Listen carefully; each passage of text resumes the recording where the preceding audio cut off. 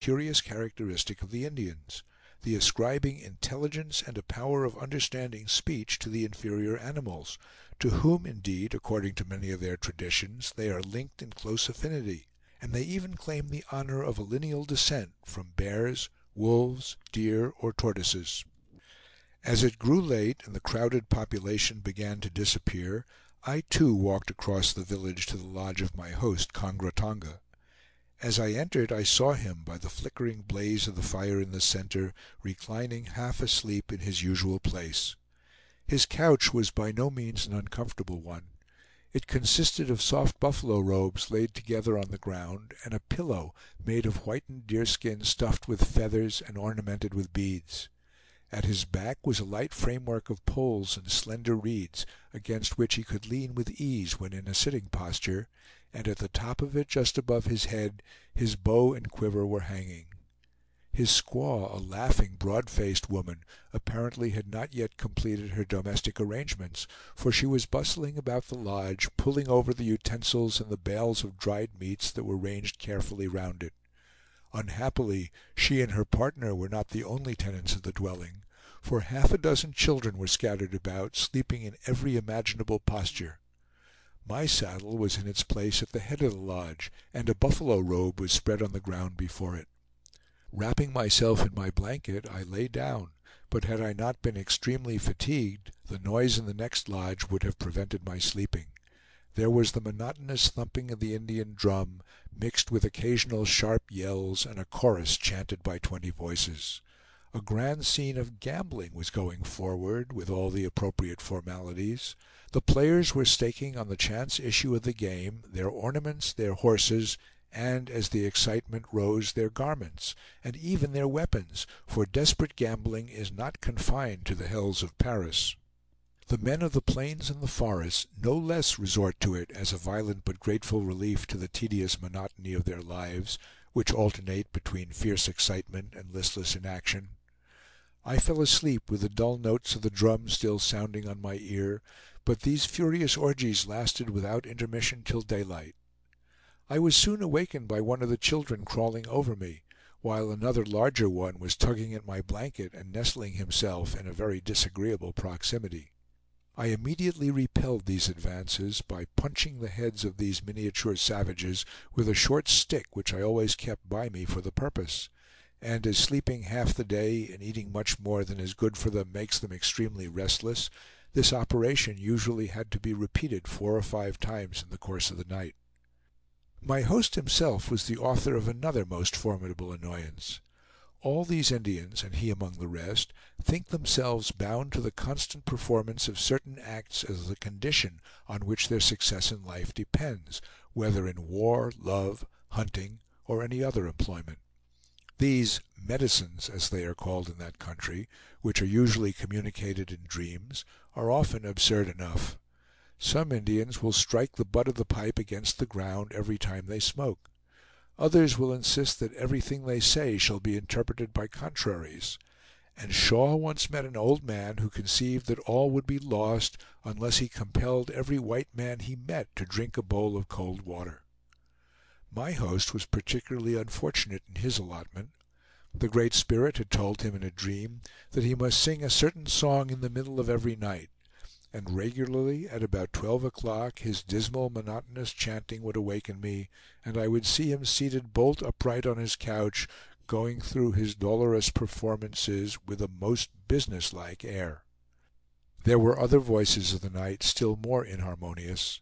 Twice or thrice, between sunset and dawn, all the dogs in the village, and there were hundreds of them, would bay and yelp in chorus, a most horrible clamor resembling no sound that I have ever heard, except perhaps the frightful howling of wolves that we used sometimes to hear long afterward when descending the Arkansas on the trail of General Kearny's army. The canine uproar is, if possible, more discordant than that of the wolves. Heard at a distance, slowly rising on the night, it has a strange, unearthly effect, and would fearfully haunt the dreams of a nervous man. But when you are sleeping in the midst of it, the din is outrageous. One long howl from the next lodge perhaps begins it, and voice after voice takes up the sound, till it passes around the whole circumference of the village, and the air is filled with confused and discordant cries, at once fierce and mournful. It lasts but for a moment, and then dies away into silence. Morning came, and Kongra Tonga, mounting his horse, rode out with the hunters. It may not be amiss to glance at him for an instant in his domestic character of husband and father. Both he and his squaw, like most other Indians, were very fond of their children, whom they indulged to excess, and never punished, except in extreme cases, when they would throw a bowl of cold water over them. Their offspring became sufficiently undutiful and disobedient under this system of education, which tends not a little to foster that wild idea of liberty and utter intolerance of restraint which lie at the very foundation of the Indian character. It would be hard to find a fonder father than Kongra Tonga. There was one urchin in particular, rather less than 2 feet high, to whom he was exceedingly attached, and sometimes spreading a buffalo robe in the lodge, he would seat himself upon it, place his small favorite upright before him, and chant in a low tone some of the words used as an accompaniment to the war dance. The little fellow, who could just manage to balance himself by stretching out both arms, would lift his feet and turn slowly round and round in time to his father's music, while my host would laugh with delight and look smiling up into my face to see if I were admiring this precocious performance of his offspring. In his capacity of husband he was somewhat less exemplary. The squaw who lived in the lodge with him had been his partner for many years. She took good care of his children and his household concerns.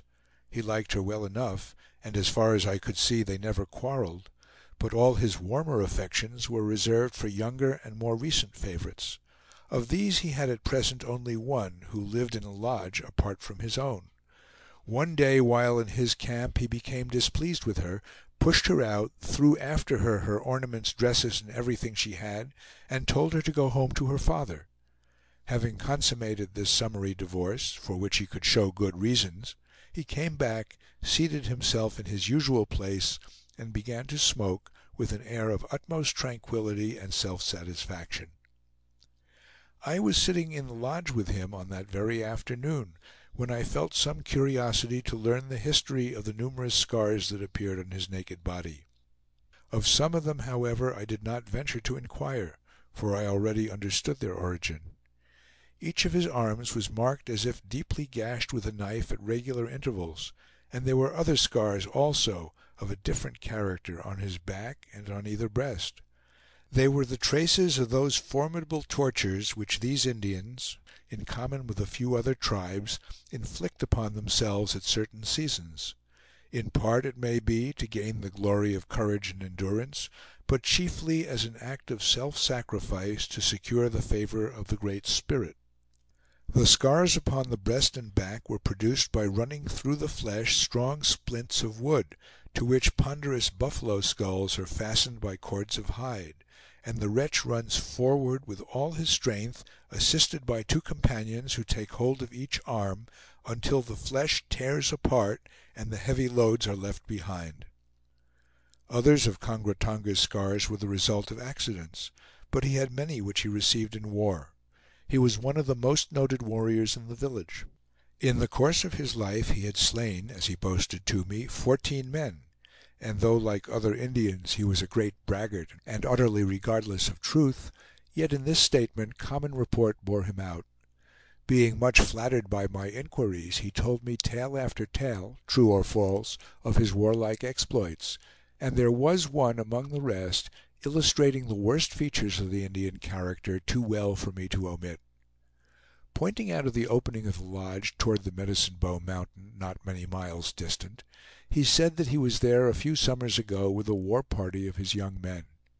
Here they found 2 Snake Indians hunting. They shot one of them with arrows, and chased the other up the side of the mountain till they surrounded him on a level place, and Kongra Tonga himself, jumping forward among the trees, seized him by the arm. 2 of his young men then ran up and held him fast while he scalped him alive. Then they built a great fire, and cutting the tendons of their captive's wrists and feet, threw him in, and held him down with long poles until he was burnt to death. He garnished his story with a great many descriptive particulars much too revolting to mention. His features were remarkable.